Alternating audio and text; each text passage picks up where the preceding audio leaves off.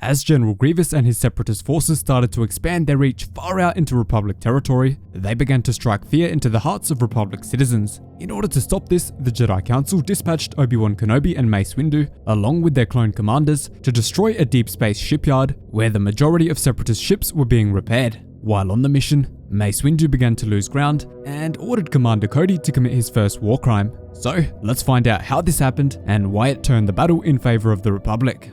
So, before we dive deep into it, make sure you're subscribed for more awesome Star Wars lore content. So, the story begins aboard the Tambor Deep Space Center, where Obi-Wan Kenobi and Mace Windu have been deployed to lead a small clone force in a daring raid on the separatist repair station inside. Unfortunately, however, things are really not going to plan. As soon as the group lands inside of the station, Obi-Wan, Mace Windu, Commander Cody and Commander Ponds are faced with a flurry of blaster fire from the droid forces who are protecting the facility. As the group are locked in an intense standoff with the battle droids, Obi-Wan is extremely unhappy with the Republic intelligence that they were given, which supposedly told them that there would only be minimal resistance. Commander Cody responds by agreeing with his general, and also adding that he didn't even have time to put on his helmet before the droid forces ambushed them. Mace Windu also adds that their forces need to breach the security complex immediately, before asking if Commander Ponds has any idea on how they might do this. Commander Ponds tells his general that he has very many ideas, but the one he's about to demonstrate is the simplest. Moments after he says this, he fires his weapon, sending a massive red fireball blasting through the entire area and leaving Obi-Wan deeply worried. Obi-Wan asks Cody what exactly that was, but Cody himself has no idea. He thought it was Obi-Wan's idea because it had a Jedi ring to it. Obviously, however, it was Commander Ponds, who tells Mace Windu that he just unloaded high-power missile rounds, which he believes are a clone's best friend. Windu, however, cautions his commander, saying, "If only your enthusiasm alone could break laminar steel, Ponds." Following this, Windu inspects the damage done by his commander and is impressed with how effective it was at killing all of the droids, but is also disappointed that the missile didn't even scratch the security complex door. On top of this, Mace Windu can't sense a shatter point anywhere in the area, meaning that for now, they aren't going anywhere. And tell me down below if you've read the awesome Shatterpoint book.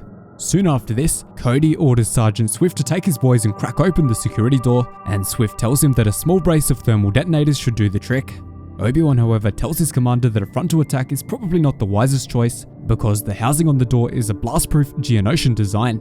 Obi-Wan knows that the Geonosians have incredible technical skills and are renowned for their absolute ruthlessness. Cody stands firm and tells Obi-Wan, "Don't worry, General, the Seppies won't even know what hit them." Very soon after this, Sergeant Swift tells his men, "You heard the commander," before ordering his walkers to move out, ready to attack the blast door. Waiting inside the chamber is the Geonosian known as Gorgle the Handy, who tells his small team of B-1 battle droids that he's crushed more dangerous opponents rolling over in his sleep. As he says this, one of the B-1 battle droid units chimes in and says, "Sir, communications are standing by. Shall I call for reinforcements?" Grogol, however, is absolutely disgusted by the droid's suggestion, telling the B-1 unit arrogantly that he won't be needing any backup. Following this, Gorgle arms all of the weapons turrets in the area, ready to fire upon the clone troopers, which leads the brave clones to call out to their sergeant and warn him that these weapons are literally rising from the floor in every direction.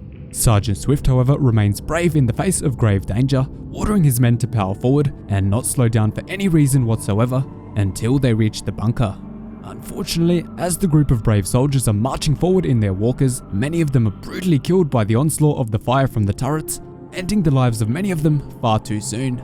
Sadly, Sergeant Swift himself is taken out on board the walkers, leaving the entire squad to perish. As soon as Commander Cody sees Swift and all of his brothers go down, he tries to rush forward in absolute pain, but Mace Windu holds him back and stops him from rushing forward. Windu tells Cody to stop since there's nothing he can do now. Cody is almost in tears at the loss of his brothers, but out of the bunker, he can hear the horrible laughter of Grogol, disgracefully happy that he has torn down the troopers. Grogol then calls out to the Jedi, warning them that he is the chief mechanic of the station and demands that they realize the uselessness of their struggle. He then suggests that they surrender immediately. As his speech rings out through the halls of the station, Cody is still in deep shock and pain, blaming the loss of Sergeant Swift's squad on himself, leaving him filled with sadness. Obi-Wan, however, tries to comfort his commander, telling him that it was nothing more than a well-laid trap. There was absolutely nothing that Cody could do, and exposing it has now taught them more about Grogol and how he places all of his faith in his security systems. Immediately after this, Mace Windu and Obi-Wan very quickly come to the realization that there is absolutely no way they can win a standing battle here, especially since the droid army have far more soldiers to put forward. In order to have any chance at a win, they'll have to prevent the Seppies from receiving any more reinforcements. Ponds then asks his general for orders, and the group huddle around ready to hear them. Windu immediately tells the two clone commanders that he and Master Kenobi will disappear for a while Ponds neutralizes the station's transmitter. Cody's role, on the other hand, will require some acting abilities, and also a strong ability to commit war crimes. Windu orders Cody to fake the surrender of the clone forces, obviously a clear war crime under the Yavin Code and Galactic Accords. Following this, Ponds and Cody, along with their surviving men, make it look like the Republic forces are surrendering, which absolutely shocks the Geonosian commander inside of his bunker. His B-1 units try to warn him that this surrender is fake, but he's far too proud to listen. Grogol then orders his droids to scour the perimeter of the area, and they begin chatting amongst themselves, remarking that it sure is nice to be on the winning side for once. But before the other droids can even say "Roger, Roger," Obi-Wan leaps from the air and slices their heads off.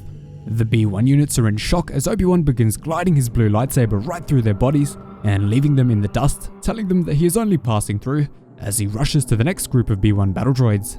As Obi-Wan kills a few more battle droid units, he calls Commander Ponds on his comms unit and asks him if he's found the signal room yet, to which he says, "Affirmative, General," before adding, "Crawling with clankers.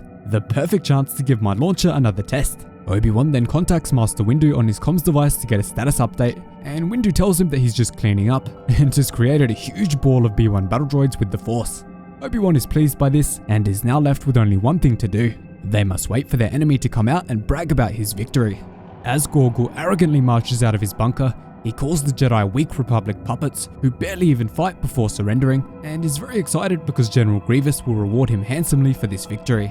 As soon as Gorgul takes the bait, Obi-Wan asks Ponds how things are looking on his end, and Ponds reports that all lines of communication have been cut, ready for the Jedi to make their move. Soon after this, Obi-Wan and Mace Windu team up, surging forward with their purple and blue lightsabers before cutting down every single battle droid defending the scared Geonosian. As they are slicing through the droid forces, Obi-Wan admits that he has a small weakness regarding battle droids to Master Windu, telling him that as soon as he's finished one, he just can't resist the urge to slice through another.